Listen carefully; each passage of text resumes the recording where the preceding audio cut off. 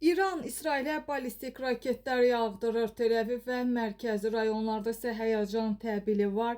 Gündəm xəbərin efirində 16 mart tarixində Yaxın Şərqdə müharibənin 17-ci günündə gərginlik pik həddə çatıb və İran-İsrail ərazisinə yeni geniş miqyaslı raket hücumuna başlayıb. Belə ki, İsrail Müdafiə Ordusu bir neçə dəqiqə əvvəl İran ərazisindən İsrail istiqamətində onlarla ballistik raketin buraxıldığını rəsmən təsdiqləyib və ölkənin mərkəzi və cənub rayonlarında, o cümlədən Tel-Əviv, Rishon LeZion və Lod şəhərlərində hava hücumu siqnalları səslənir.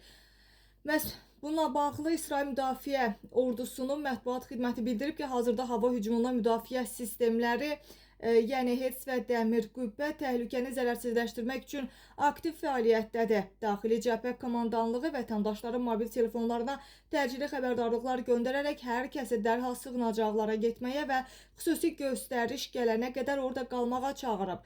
Şahidlərin verdiyi məlumata görə isə Tel-Əviv səmasında güclü partlayış səsləri eşidilir və bu da raketlərin havada vurulmasının göstəricisidir. Qeyd edək ki, İran bugün artıq bir neçə dəfə raket dalğası həyata keçirib və Yerusəlim Post məlumatına əsasən indiyədək atılan raketlərin qarşılıqlı qalıqları, üzr istəyirəm, Rishon LeZionda 7 fərqli nöqtəyə və Şohan qəsəbəsinə düşərək binalara və avtomobillərə külli miqdarda ziyan vurub. İranın bu addım İsrailin Mehrabad hava limanına və strateji kəşfiyyat mərkəzlərini vurmasına cavab xarakteri daşıyır və vəziyyət olduqca kritik bir dönəmdədir və zərbələrin isə hələ davam edəcəyi gözlənilir.